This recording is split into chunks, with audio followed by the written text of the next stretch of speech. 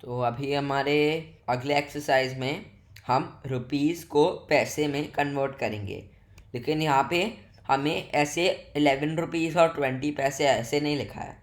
यहाँ पे 27.4 लिखा है, तो उसका मतलब है 27 रुपीज़ है और फिर 40 पैसे हैं। तो 27 रुपीज़, अब मतलब अब देखो, अभी इसे आंसर पैसे में लिखने के लिए ना कुछ करना नहीं है, बस जैसे नंबर है वैसे लिखना है। सिर्फ यहाँ पे जो डेसिमल पॉइंट है ना, या यहाँ पे जो डॉट है, इसे मत लिखो।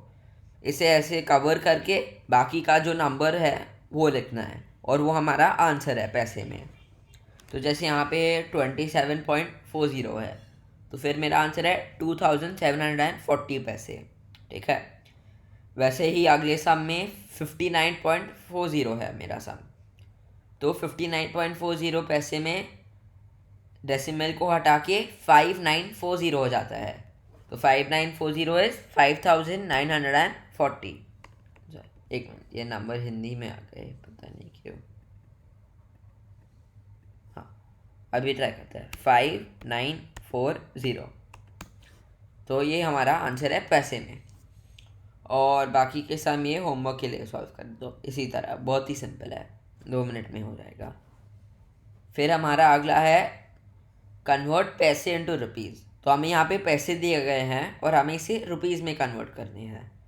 तो पैसे टू रुपीज़ में बस हमने जो जैसे मीटर्स और सेंटीमीटर्स में किया था, कि हम जो राइट के जो दो डिजिट हैं उन्हें कवर कर लेते हैं, और वो पैसे मतलब ये पॉइंट के बाद आ जाएंगे।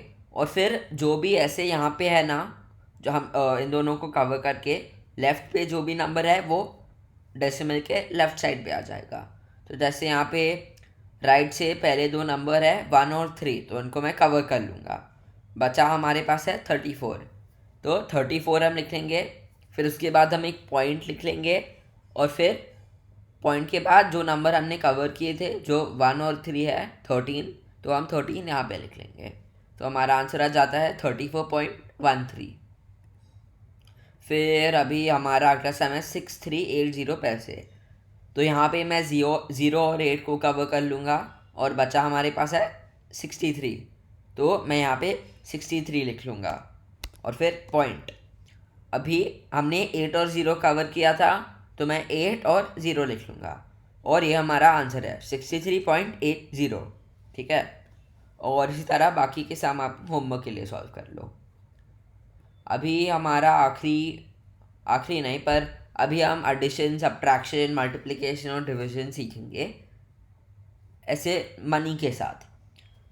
बेसिकली जब हम ये मल्टीप्लिकेशन, एडिशन, डिवीजन, सब्ट्रैक्शन करते हैं, ये नॉर्मल एडिशन ही है, मतलब बहुत ही सिंपल है। इसमें कैरी ओवर आ सकता है, कैरी ओवर के बिना भी आप कर सकते हो, लेकिन ये बहुत ही सिंपल है।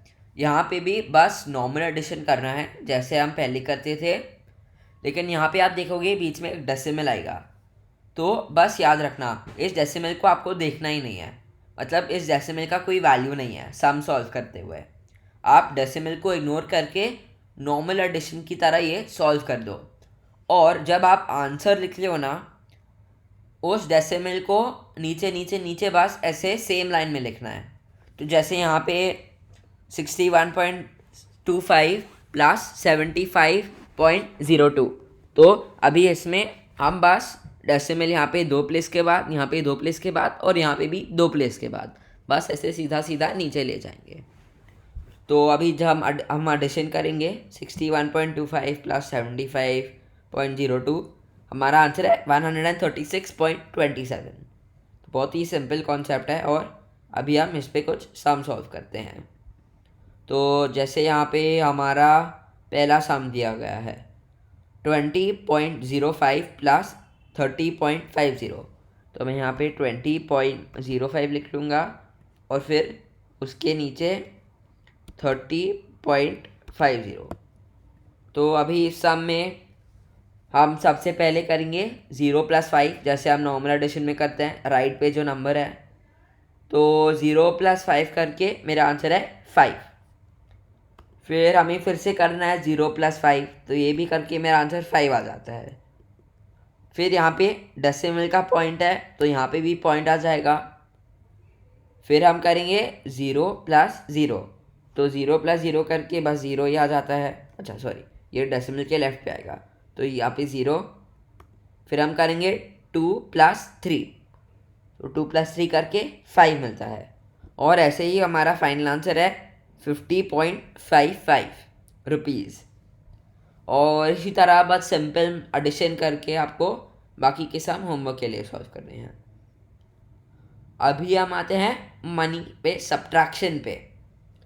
सब्ट्रैक्शन भी जैसे वैसे हमने एडिशन किया था वैसे सब्ट्रैक्शन है, बस सिंपल करना है, कुछ इसमें अलग चीज़ नहीं है। डेसिमल को इग्नोर करना है सम सॉल्व करते हुए, और बस ऐसे नीचे नीचे नीचे लाना है सेम लाइन में। तो जैसे यहाँ पे हमारा पहला सम है 50.28 माइनस 45.14, तो 58 सबसे पहले हम करेंगे 8 - 4, तो 8 - 4 करते हुए मेरा आंसर 4 आ जाएगा। फिर उसके बाद हम करेंगे 2 - 1, 2 - 1 करके 1। फिर पॉइंट यहाँ पे ऊपर है तो पॉइंट यहाँ पे नीचे भी लिख लूँगा। और अभी यहाँ पे हमें कैरी ओवर करना पड़ेगा, है ना। तो यहाँ पे मैं ये 5 कैंसिल करके 4 बना दूंगा, और फिर 0 से 10 ऐड करूँगा, और फिर मैं करूँगा 10 - 5। तो 10 यहाँ पे कैरी ओवर लिखा नहीं गया है, लेकिन आपको अगर सॉल्व करते हुए लिखना है तो आप लिख सकते हो। तो यहाँ पे हमें आ जाएगा 10 - 5, और 10 - 5 करके हमारा आंसर है 5। और फिर यहाँ पे ये 4 बन जाएगा, तो 4 - 4 करके 0 मिलता है। तो यहाँ पे कुछ लिखा नहीं है, क्योंकि 0 का वैल्यू कुछ होता नहीं है। और इसी तरह आपको आपका फाइनल आंसर मिल जाता है 5.14 रुपीज़, ठीक है। और इसी तरह बस सिंपल सब्ट्रैक्शन करते हुए बाकी के सम होमवर्क के लिए सॉल्व कर दो।